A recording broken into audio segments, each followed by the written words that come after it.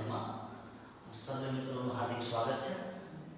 આપણે ધોરણ 10 ની અંદર ગણિત વિષયમાં પ્રકરણ 4 એટલે કે દ્વિઘાત સમીકરણનો અભ્યાસ કરી રહ્યા હતા। લાસ્ટ લેક્ચર સુધી આપણે દ્વિઘાત સમીકરણની અંદર આવતી ત્રણ રીતો એટલે કે સૂત્રની રીત, પૂર્ણ વર્ગની રીત અને અવયવીકરણની રીત, આ ત્રણેય રીતનો અભ્યાસ કર્યો। આમની થિયરી, આમના સૂત્રો કઈ રીતના મેળવી શકાય આનો અભ્યાસ કર્યો। આજે આપણે દ્વિઘાત સમીકરણના વધુ દાખલાઓનો અભ્યાસ કરવાનો છે। આજના જે દાખલાઓ છે એની અંદર થોડા દાખલાઓ આપણે એવા પણ લેવાના છે કે જે બોર્ડની પરીક્ષામાં પૂછાઈ ગયેલા છે। ચલો તો આપણે આજના લેક્ચરમાં ધ્યાન રાખીએ। આજના લેક્ચરનો ટોપિક છે ભાઈ કે ભાઈ બીજ સમાન આપેલા હોય તો કેનું મૂલ્ય શું। આ પ્રકારના દાખલા ઘણી વખત બોર્ડના પેપરમાં દેખાઈ આવે છે, એટલા માટે ખૂબ જ અગત્યના દાખલાઓ છે, એટલે એના માટે થોડું ધ્યાન આપશો। આપણે ટેક્સ્ટ બુકના દાખલાઓથી જ શરૂઆત કરીએ। સૌપ્રથમ પહેલો દાખલો આપણને આપેલો છે ટેક્સ્ટ બુકનો કે ભાઈ 2x² kx 3 0। દાખલા નંબર 1 કંઈક આવો આપેલો છે પહેલા 2x² kx 3 0। આ સમીકરણમાં શું છે ભાઈ? તો કે સમીકરણમાં ભાઈ એવું આપેલું છે આપણને કે બીજ સમાન છે।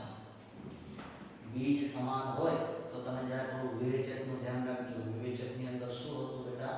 તો કે બીજ સમાન હોય ને તો d બરાબર 0 થાય, બરાબર ને? એટલે અહીંયા આપણે કહી શકીએ પેલા બીજ સમાન આપેલા છે,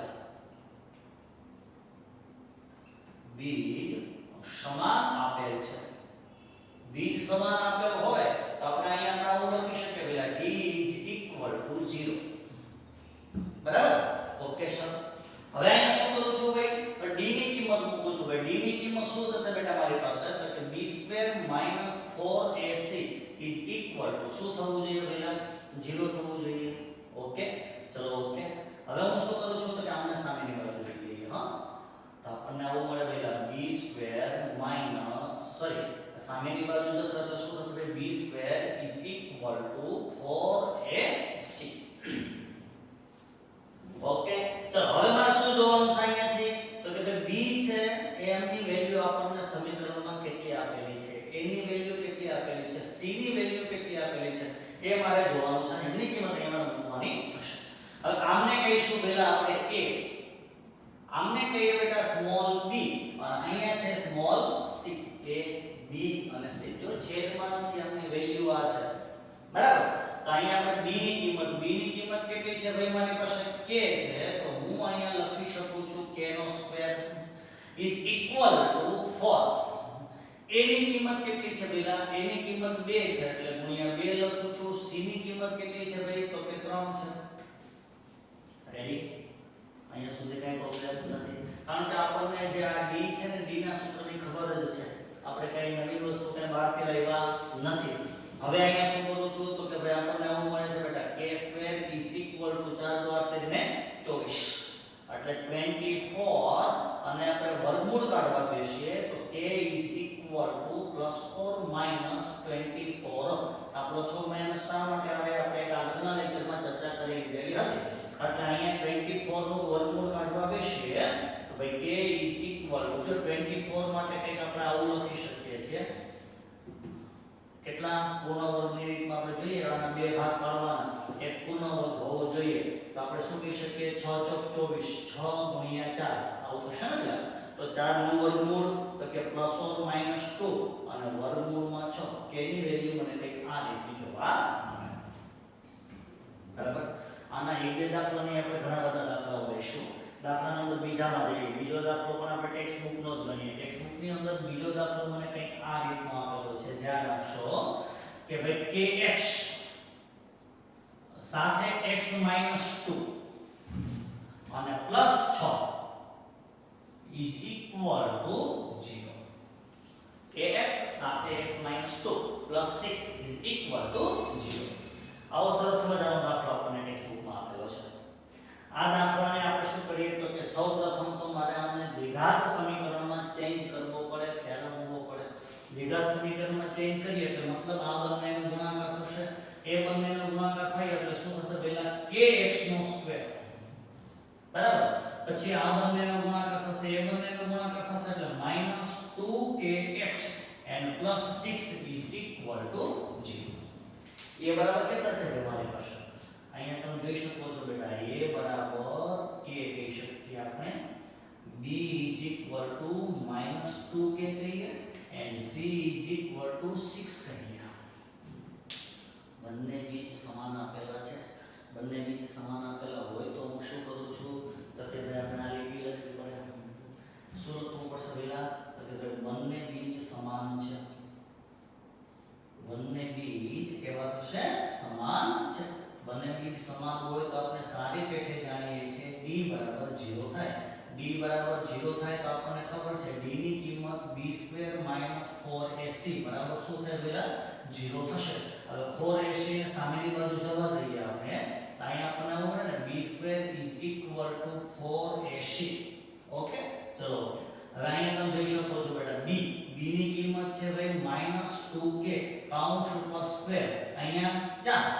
a ની કિંમત કેટલી છે ભાઈ તો કે k છે અને c ની કિંમત કેટલી છે ભાઈ તો કે 6 છે. a ની કિંમત k છે, c ની કિંમત કેટલી છે બેટા 6 છે. અહીંયા સાદો રૂપ આપવા બેસીએ પહેલા તો આપણને શું મળે છે તો કે ભાઈ અહીંયા 2 નો વર્ગ માઈનસ નો વર્ગ તો પ્લસ જ થઈ જશે. 2 નો વર્ગ થશે 4 અને k નો વર્ગ એટલે કે k નો વર્ગ અને અહીંયા 4 6 ને 24 એટલે આપણને આવું મળે બેટા 24k. હવે k એક વખત અહીંયાથી કેન્સલ થઈ જશે. 4 ક્યાં જતો રહેશે બેટા છેદમાં જતો રહેશે તો k is equal to 24 ના છેદમાં 4 તો therefore k is equal to 6. Complete. શું જોયું આપણે? ત્રીજો ભાગ જોયો, સોરી બીજો ભાગ જોયો આપણે. બીજો ભાગ એટલે ટેક્સ્ટ બુકમાં k શોધવા માટેનો બીજો દાખલો આપણે ગણતરીમાં લીધો. રાઈટ? ચલો હવે થોડો ડિફરન્ટ ટાઈપ લઉં છું. મને નેક્સ્ટ દાખલો એટલે કે ત્રીજો દાખલો કંઈક એ પ્રકારનો આપેલો છે કે જેની અંદર વિવેચકની વેલ્યુ 0 ને કંઈક સમથિંગ આપેલી છે. શું કહીએ? ચલો ધ્યાન આપજો. ખાસ માર્ચ 2010 માં પૂછાયેલો દાખલો છે. એટલે કે ત્રીજો દાખલો છે પહેલા આપણને એવું કીધેલું છે ત્રીજા દાખલામાં તો કે ભાઈ 2x નો વર્ગ પ્લસ 5x માઈનસ k બરાબર 0. આમાં બંને બીજ સમાન છે એવો શબ્દ નથી આપ્યો. આમની અંદર એવું આપ્યું છે કે ભાઈ વિવેચક 81 હોય તો k શોધો. મતલબ વિવેચકની કિંમત 81 આપણને આપેલી છે. અને આ દાખલો છે પેલા કે ભાઈ માર્ચ 2010 માં પૂછાઈ ગયો, માર્ચ 10 માં પૂછાઈ ગયો દાખલો. 2 માર્ક્સ માટે અગત્યનો દાખલો. આ પ્રકારના દાખલાઓ પણ પૂછી શકાય ખરા કે ભાઈ ખાલી માત્ર વિવેચક 0 જ આવે એવું નહીં, વિવેચકની કિંમત પણ કંઈક આપણને આપી શકે. તો અહીંયા આપણે સરખાવીએ પહેલા આમને શું કહેવાય બેટા a કહેવાય. એટલે આપણને સમીકરણ પરથી a બરાબર 2 મળે છે, b બરાબર 5 મળે છે, c બરાબર -k મળે છે અને વિવેચક d બરાબર આપણને કેટલા આપ્યા છે પહેલા 81 આપણને આપેલા છે. વિવેચક d is equal to 81.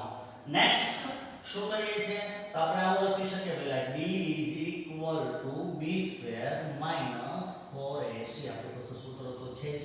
સૂત્રની અંદર આપણે શું લખી શકીએ અહીંયા 81 b ની કિંમત છે ભાઈ મારી પાસે 5 એટલે 5 નો વર્ગ બરાબર અને -4 a ની કિંમત છે પેલા 2 અને c ની કિંમત છે ભાઈ મારી પાસે -k.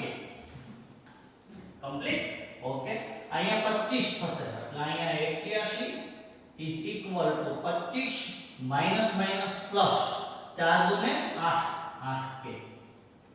25 ને આપણે આ બાજુ લાવીએ તો 81 માઈનસ 25 બરાબર 8k. હવે 81 માંથી આપણે 25 બાદ કરવાના થશે પેલા 81 માઈનસ 25 એટલે 11 માંથી 5 જાય તો કેટલા વધે છે પેલા 6 બરાબર અને 7 માંથી 2 જાય તો કેટલા વધે છે બેટા 5. કમ્પ્લીટ. અહીંયા આપણને મળે છે ભાઈ 8k પહેલા લખો છો 8k is equal to 56 અને k is equal to 56 ના છેદમાં 8 તો k બરાબર મને મળે છે ભાઈ 7. રેડી. તો વિવેચકની વેલ્યુ આપણને કંઈ આપેલી હોય તો આપણે દાખલો આ પ્રકારે ગણી શકીએ.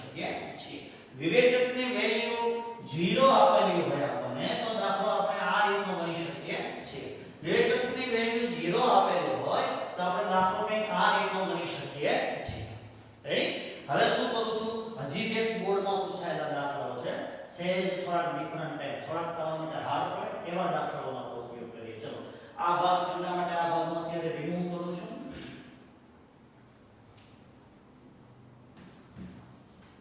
બોર્ડમાં પૂછાયેલા દાખલાઓનો બધો અભ્યાસ આપણે કરીએ છીએ, બરાબર. એક દાખલો માર્ચ 2010 માં પૂછાઈ ગયેલો દાખલો આપણે જોઈ લીધેલો, બરાબર. હવે આપણે નેક્સ્ટ એક એવો દાખલો જોવાનો છે કે જે મજા આવી જાય એવો દાખલો છે. કેવો દાખલો છે જોઈ લો, ધ્યાન આપજો. દાખલા નંબર આજની તારીખનો ચોથો. ચોથા દાખલામાં મને એવું કીધેલું છે ભઈલા 4x નો વર્ગ - 12x. ઓક્ટોબર 96 માં છે દાખલો પૂછાઈ ગયેલો છે.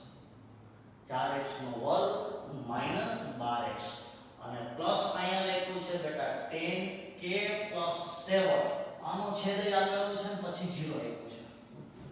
છેદ શું આપેલું છે તો કે ભાઈ k + 1 અને અહીંયા છેદ 0 આપેલું છે. એટલે આ આખું સમીકરણ મને આપેલું છે.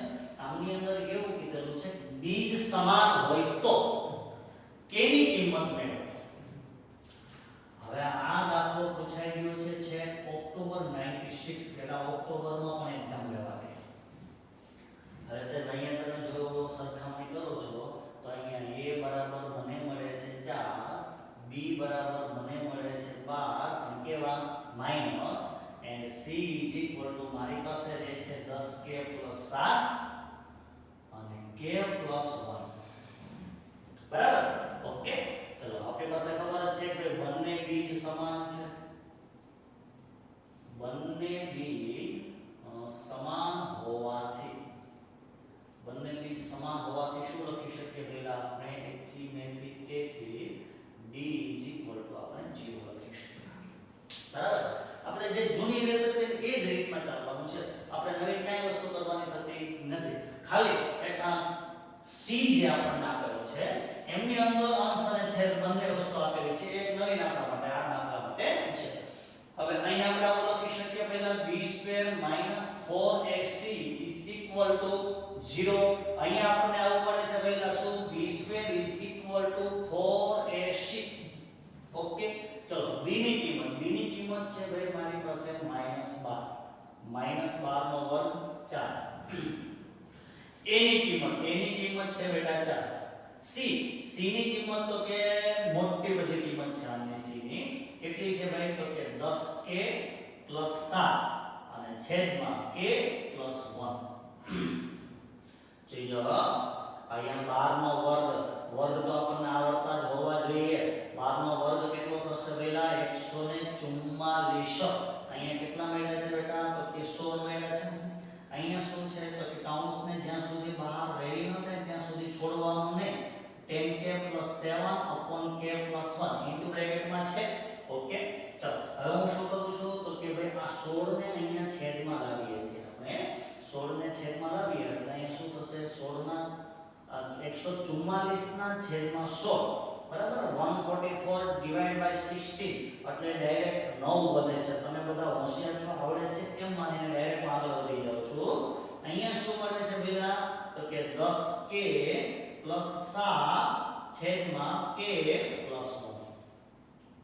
ઓકે, ચલો હવે અહીંયા આટલી જ ભાગ રહ્યો છે મારી પાસે. આમાંથી k + 1 ને આપણે અહીંયા લઈ જઈ શકીએ. k + 1 ને તા લાવીએ તો હવે આમનો બેનો ગુણાકાર એટલે કે ભાઈ 9k + 9. આ 9 નો k સાથે ગુણાકાર, 9 નો એક સાથે ગુણાકાર અને આમને બેને લઈ આવીએ બેટા 10k + 7. હવે k ની કિંમત થોડી તો જુદી છે, ઠીક છે, ધ્યાન રાખજો એકદમ. બરાબર. હવે આ 9k તમને અહીંયાથી જે દેખાય છે એમને બરાબર નામનું કુલ ટપાવીએ એટલે એ પ્લસ માંથી માઈનસ થશે.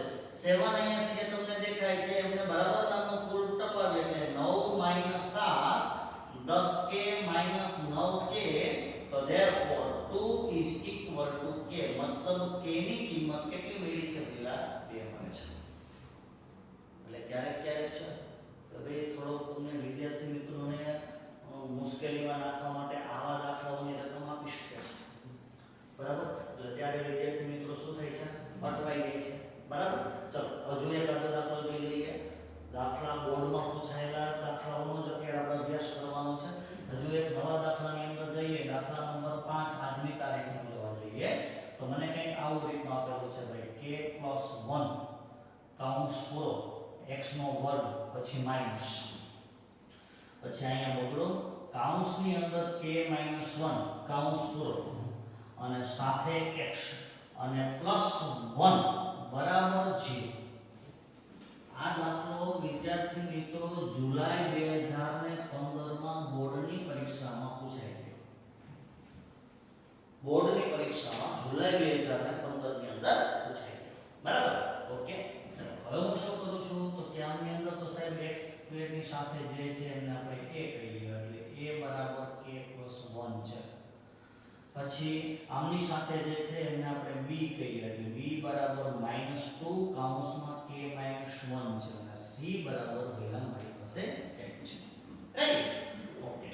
ચલો હવે તો કે ભાઈ આપણને ખબર છે બંને બીજ સમાન આપેલા છે. અહીંયા શબ્દ એ આપેલો છે વિવેચકનું મૂલ્ય કંઈ આપેલું નથી. આપણને અહીંયા એવું કીધેલું હોય આવી રકમ આપી હોય બંને બીજ સમાન હોય તો k નું મૂલ્ય 100. તો આપણે આવું લખી શકીએ પહેલા બંને બીજ સમાન આપેલ છે અથવા તો સમાન હોવાથી d શું થાય પેલા 0. d 0 થાય તો આપણે આવું લખી શકીએ b² - 4ac = 0. તો આપણે આના પરથી આવું લખી શકીએ b² = 4ac. ઓકે. ચલો હવે મારે b ની કિંમત અહીંયા મૂકવાની છે. b ની કિંમત થશે -2 કાઉન્સમાં k - 1 કાઉન્સ ઉપર વર્ગ પછી અહીંયા 4. a ની કિંમત મારે મૂકવાની છે. a ની કિંમત થશે k + 1 અને c ની કિંમત થશે ભાઈ મારી પાસે 1. કમ્પ્લીટ. ઓકે. હવે શું કરવાનું છે નાનકડું અમથું વિસ્તરણ મારે કરવાનું છે. નાનકડું અમથું વિસ્તરણ કરીએ એ પહેલા આમનો વર્ગ અહીંયા આપણે માઈનસ નો વર્ગ તો પ્લસ થઈ જશે. અહીંયા કેટલા વધ્યા ભાઈ મારી પાસે 4. પછી અહીંયા કહીએ છીએ બેટા k - 1 કાઉન્સ છે એનો વર્ગ કરીએ. અહીંયા k છે આ k ને આ બાજુ લાવીએ અથવા તો 1 અને 1 બંને બાજુથી શું થશે બેટા કેન્સલ થશે.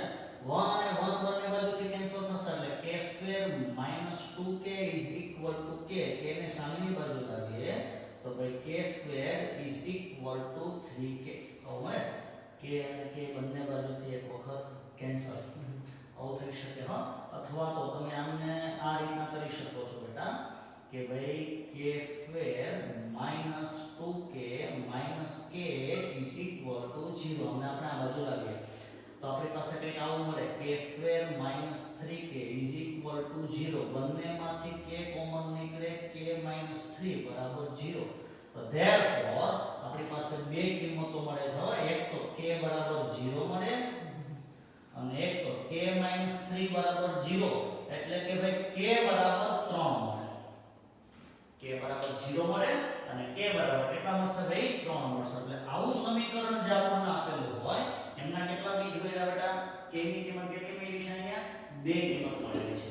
આ સમીકરણમાં k ની કિંમત કેટલી છે માત્ર 1 આપણને મળેલી. તો વિદ્યાર્થી મિત્રો આજના લેક્ચરમાં આપણે શું જોયું કે દ્વિઘાત સમીકરણના એવા સમીકરણો કે જેમની અંદર સહગુણકમાં x ની સાથે સહગુણકમાં કોઈ પણ જગ્યાએ k આપેલો હોય અને બીજનું સ્વરૂપ કેવું મળશે સમાન મળશે અથવા તો વિવેચક આપેલો હોય તો એમના પરથી આપણે k કઈ રીતના મેળવી શકાય એમની આપણે ચર્ચા કરી. બરાબર? અત્યાર સુધીના જે આપણા વિડિયોઝ છે તે બધા જોતા રહો, લાઈક કરતા રહો, શેર કરતા રહો અને હા આપણી ચેનલ સબસ્ક્રાઇબ કરેલી જો ન હોય તો આપણી ચેનલને સબસ્ક્રાઇબ કરી લેજો. નમસ્તે. અસ્તુ. જય